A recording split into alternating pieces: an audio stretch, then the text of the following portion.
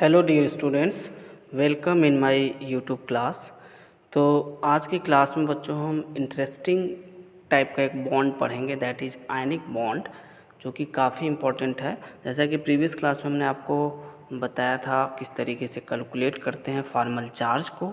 ठीक है, तो आज बात करेंगे आयनिक बॉन्ड की। तो एक सबसे इम्पॉर्टेंट चीज़ आपको बता दूं कि जो आयनिक बॉन्ड होता है इसको कई नाम से जानते हैं। इसे हम इलेक्ट्रोवैलेंट बॉन्ड भी बोलते हैं। This is also called electrovalent bond. Electrovalent bond, इसे इलेक्ट्रोवैलेंट बॉन्ड भी कहा जाता है।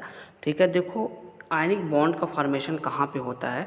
जब दो एटम्स के बीच में, जैसे दो एटम ए और बी है, इन दोनों एटम्स के बीच में इलेक्ट्रोनेगेटिविटी का डिफरेंस काफ़ी ज़्यादा अगर होता है, बस एक्सपेरिमेंटली ये बताया गया है कि 1.7 से अगर ज़्यादा है, ठीक है, इलेक्ट्रोनेगेटिविटी का डिफरेंस अगर 1.7 से ज़्यादा है या 1.7 है, तो वहाँ पे दोनों एटम्स के बीच में आयनिक बॉन्ड का फॉर्मेशन होता है।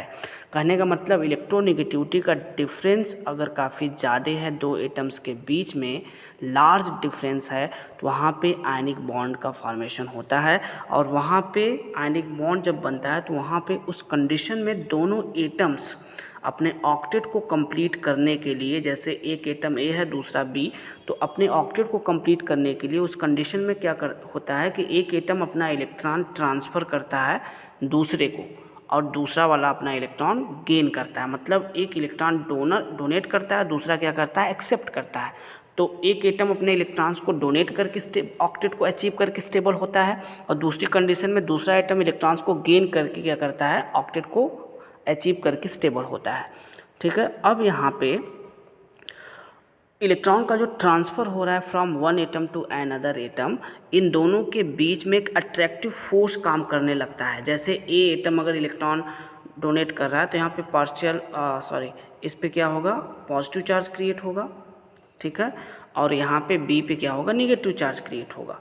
ठीक है, तो इन दोनों के बीच में अट्रैक्टिव फोर्स काम करता है, और इसी अट्रैक्टिव फोर्स को आयनिक बॉन्ड कहा गया या फिर इलेक्ट्रोवैलेंट बॉन्ड कहा गया। ठीक है, तो ए और बी के बीच में जो अट्रैक्टिव फोर्स काम कर रहा है due to positive and negative charge, due to opposite charges, ठीक है, इस अट्रैक्टिव फोर्स को आयनिक बॉन्ड कहा गया या इसे इलेक्ट्रोवैलेंट बॉन्ड हम बोलते हैं। ठीक है, during the formation of this type of bond one atom loses electrons while the other gains electrons. ठीक है, एक एटम इलेक्ट्रॉन्स को लूज करता है, दूसरा क्या करता है, गेन करता है। ठीक है, तो इस कंडीशन में जो इलेक्ट्रॉन्स लूज करता है, मतलब जो इलेक्ट्रॉन डोनेट करता है, वो जनरली इलेक्ट्रो पॉजिटिव होता है। ठीक है, क्या होता है, इलेक्ट्रो पॉजिटिव, और जो गेन करता है उसे हम इलेक्ट्रोनेगेटिव एटम बोलते हैं। ठीक है, जनरली जो इलेक्ट्रो पॉजिटिव एटम होता है वो मेटल होता है। क्या होता है, मेटल। ठीक है, आयनिक बॉन्ड का फॉर्मेशन देखो बच्चों, आयनिक बॉन्ड का फॉर्मेशन जब भी होता है तो मेटेलिक एलिमेंट, मेटल और नॉन मेटल, मतलब मेटेलिक एलिमेंट और नॉन मेटल के कॉम्बिनेशन से हमेशा क्या बनता है, आयनिक बॉन्ड का फॉर्मेशन होता है। ठीक है, कहने का मतलब ये कि कोई एक मेटेलिक एटम और एक दूसरा नॉन मेटेलिक एटम्स के कॉम्बिनेशन से क्या बनता है, आयनिक बॉन्ड या इलेक्ट्रोवैलेंट बॉन्ड का फॉर्मेशन होता है। मतलब एक कंडीशन है कि मेटल हमेशा क्या करेगा, इलेक्ट्रॉन्स लूज करने की टेंडेंसी रखता है, तो इस वजह से ये क्या करे होगा, इलेक्ट्रोपॉजिटिव हो जाएगा। और नॉन मेटल्स के पास टेंडेंसी होती है इलेक्ट्रॉन को गेन करने की, इस वजह से ये नॉन मेटेलिक प्रॉपर्टीज़ के पास होगी। ठीक है, तो इस वजह से इन दोनों के बीच में एक अट्रैक्टिव फोर्स काम करेगा, जिसकी वजह से आयनिक बॉन्ड का फॉर्मेशन होता है। ठीक है, तो आयनिक बॉन्ड की कंडीशन क्या होती है, पहले तो इलेक्ट्रोनेगेटिविटी का डिफरेंस काफ़ी ज़्यादा होगा, और मेटल और नॉन मेटल में इलेक्ट्रोनेगेटिविटी का डिफरेंस काफ़ी ज़्यादा होता है।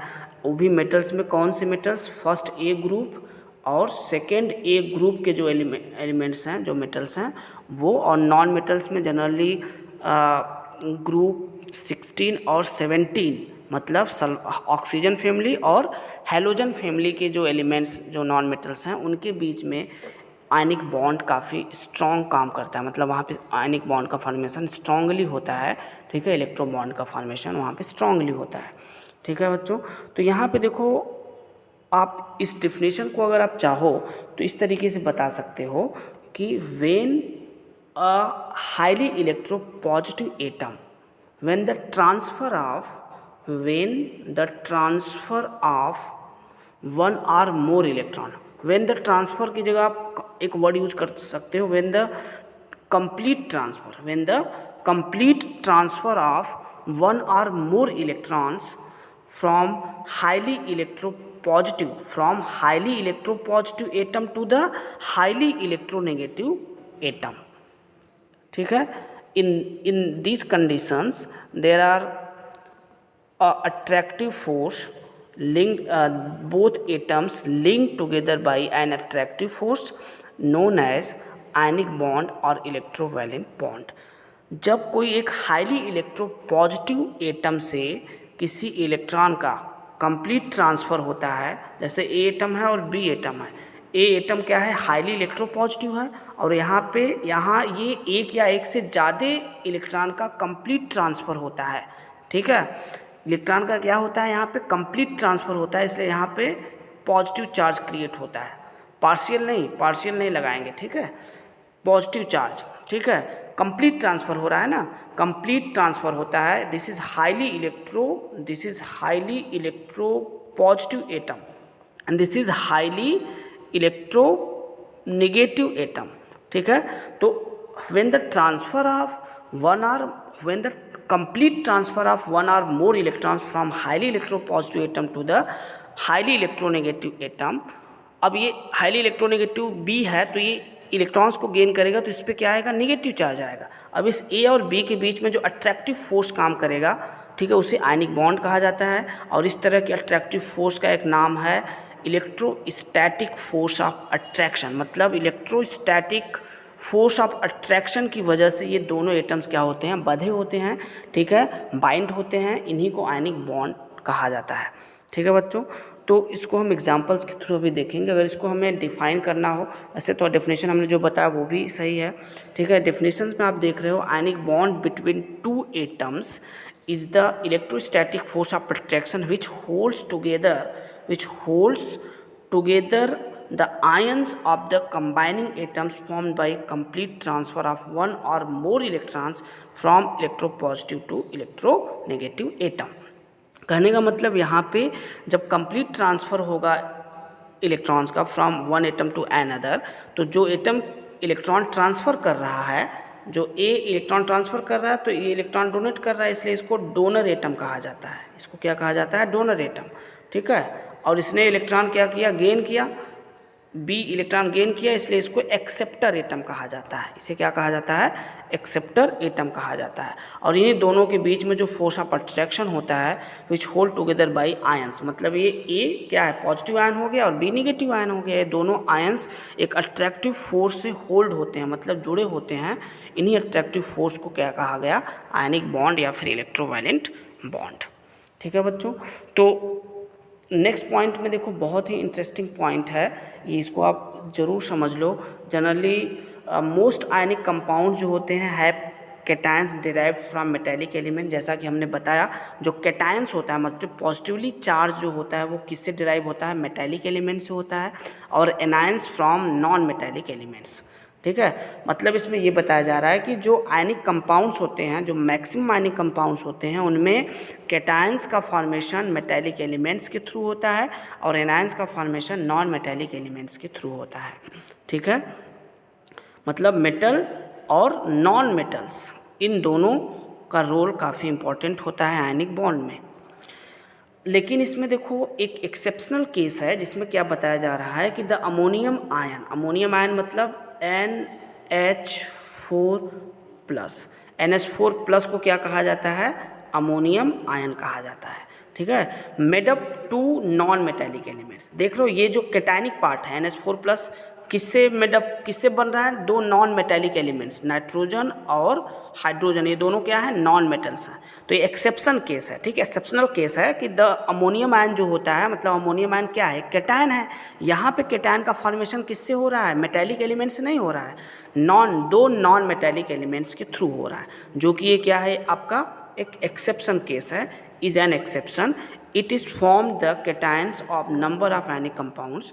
जैसे अगर हम बात करें तो ये अमोनियम क्लोराइड बना सकता है, NH4Cl बनता है, NH4Br बनता है, NH4 का ट्वाइस S बनता है, ठीक है।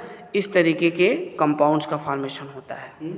जैसे हम बात करें अमोनियम क्लोराइड की, तो देखो NH4Cl, अब NH4Cl में अगर आप देखो तो NH4 पॉजिटिव होता है और Cl नेगेटिव होता है। तो यहाँ पे ammonium ion NH4 electron transfer करता है Cl को, ठीक है। तो यहाँ पे तो ये Cl आपका नॉन मेटेलिक एलिमेंट है ही, इलेक्ट्रॉन गेन कर रहा है, ठीक है। और NH4 क्या है, एक्सेप्शनल केस है, जैसा कि आपको हमने बताया, ठीक है। तो इस तरीके से यहाँ पे आयनिक इंटरेक्शन किसके बीच में है, अमोनियम आयन और क्लोराइड आयन के बीच में है, ठीक है। आप क्या देख रहे हो, यहाँ पे आयनिक इंटरेक्शन जो काम कर रहा है वो NH4 प्लस और Cl माइनस के बीच में आयनिक इंटरेक्शन काम कर रहा है, ठीक है। तो इसी तरीके से अगर हम बात करें सोडियम क्लोराइड की, तो देखो बच्चों NaCl, अगर NaCl की बात करें तो Na सोडियम का आउटर सेल का इलेक्ट्रॉनिक कॉन्फ़िगरेशन करोगे तो 1s2 2s2 2p6 3s1, इसके आउटर सेल में 1 इलेक्ट्रॉन होगा और Cl के आउटर सेल में 7 इलेक्ट्रॉन्स होंगे, ठीक है। कितने होंगे, 7। तो यहाँ पे सोडियम क्या करेगा, अगर ये 1 इलेक्ट्रॉन कंप्लीट ट्रांसफ़र कर देता है, Cl को दे देता है, तो ये ऑक्टेट को कंप्लीट कर लेगा। जैसा कि आप इसका इलेक्ट्रॉनिक कॉन्फ़िगरेशन क्या करते हो, 2 8 1 करते हो। तो ये एक इलेक्ट्रॉन अगर ट्रांसफ़र हो जाता है Cl को, तो यहाँ पे आउटर सेल में 8 बचेगा इलेक्ट्रॉन, जो कि स्टेबल होगा। और इसका होता है 2 8 7, अब इसको 1 इलेक्ट्रॉन मिल जाएगा, 7 से यहाँ पर क्या हो जाएगा, 8 हो जाएगा। तो इस तरीके से इसने सोडियम ने क्या किया, इलेक्ट्रॉन ट्रांसफ़र किया, ठीक है। इस वजह से सोडियम पे पॉजिटिव चार्ज होगा और Cl ने इलेक्ट्रॉन गेन किया, इसलिए इस पर माइनस होगा। तो यहाँ पे आयनिक इंटरेक्शन जो काम कर रहा है सोडियम और क्लोराइड के बीच में, वो पॉजिटिव और नेगेटिव चार्ज की वजह से हो रहा है, ठीक है। तो यहाँ पे इस तरीके से इन दोनों एटम्स में सोडियम की साइज़ छोटी होगी, केटान्स की साइज़ हमेशा क्या होती है, छोटी होती है एनायन से। तो यहाँ पर आप देखोगे ये दोनों इस तरीके से इलेक्ट्रोस्टैटिक फोर्स ऑफ अट्रैक्शन से बंधे होते हैं। इसे क्या बोलते हैं, this is electrostatic force of attraction, ठीक है। तो सोडियम क्लोराइड में Na प्लस और Cl माइनस के बीच में ये इलेक्ट्रोस्टैटिक फोर्स ऑफ अट्रैक्शन काम कर रहा है, ठीक है। तो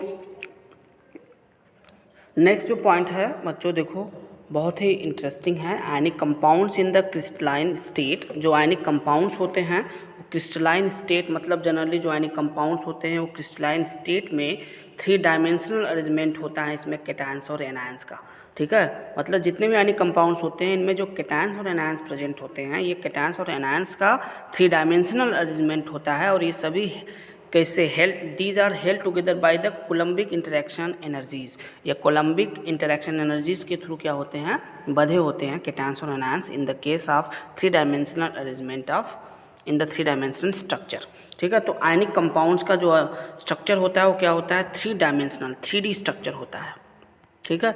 तो किस तरीके से होता है इसको अभी हम देखते हैं। तो these compounds crystallises in different crystal structure determined by the size of the ions, their packing arrangement and other factors.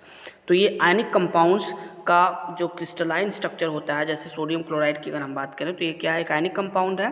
तो इस आयनिक कंपाउंड का स्ट्रक्चर अगर देखा जाए तो क्या होता है, सॉलिड कंपाउंड है, तो जाहिर सी बात है क्रिस्टलाइन स्ट्रक्चर होगा, 3 डायमेंशनल अरेंजमेंट होगा कैटायंस और एनायंस का। जैसा कि क्लास 12th में आप जाओगे तो एक चैप्टर है, फर्स्ट चैप्टर सॉलिड स्टेट, वहाँ पे आप डिटेल्स में पढ़ोगे इस चीज़ को, ठीक है। तो यहाँ पे सोडियम क्लोराइड का जो अरेंजमेंट हो, NCERT में देखोगे तो ये डायग्राम बनाया हुआ है, ठीक है। तो यहाँ पे सबसे पहले एक क्यूब बनाते हैं हम इस तरीके से, ठीक है। यहाँ पे ये जो है, ठीक है। अब यहाँ पे ये जो लैटिस पॉइंट्स हैं, इसे हम हर एक कॉर्नर्स को लैटिस पॉइंट्स बोलते हैं। और इन्हीं लैटिस पॉइंट्स पे क्या होता है, एक Na प्लस यहाँ पे होगा, तो इसके अपोजिट यहाँ Cl माइनस होगा, तो यहाँ पे फिर Na प्लस होगा, फिर इसके अपोजिट Cl माइनस होगा, Na प्लस यहाँ, तो इसके अपोजिट Cl माइनस होगा। तो इस तरीके से सोडियम प्लस आयन और Cl माइनस आयन इस 3 डायमेंशनल अरेंजमेंट कैटायन और एनायंस का होता है और एक क्लोज पैक स्ट्रक्चर बनता है। ठीक है, इसको देखोगे तो एनसीईआरटी में भी दिया हुआ है। ठीक है, तो इस तरीके से जो आयनिक कंपाउंड्स होते हैं वो उनके जो कैटायनिक और एनायनिक पार्ट होते हैं वो 3 डायमेंशनली अरेंज होते हैं। ठीक है, क्लोज्ड पैक स्ट्रक्चर बनाते हैं। ठीक है, तो इसमें कभी कभी एक नंबर का क्वेश्चन पूछता है कि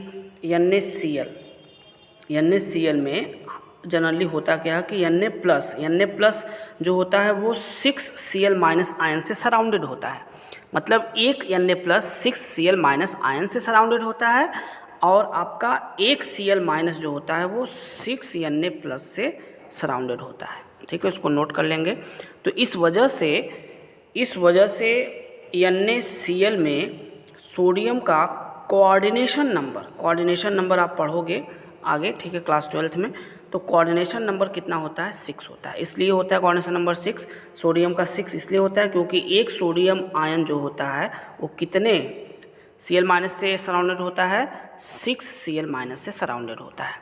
ठीक है, इस वजह से इसका कोऑर्डिनेशन नंबर जो होता है वो कितना कहा माना जाता है? 6 माना जाता है। ठीक है, इसी तरीके से इसको आप देख लेंगे, एनसीईआरटी में दिया हुआ पढ़ लेंगे। ठीक है, वैसे मैंने समझा दिया है।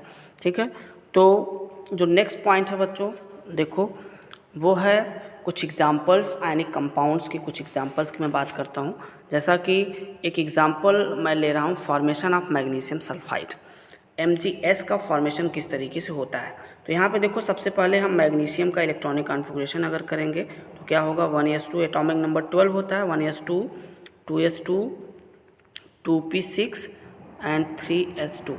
हायर प्रिंसिपल क्वांटम नंबर यहाँ 3 है, तो 3s में कितने इलेक्ट्रॉन्स है? 2 है, तो इसलिए इसके वैलेंस इलेक्ट्रॉन्स कितने हो जाएंगे मैग्नीशियम के? 2 हो जाएंगे।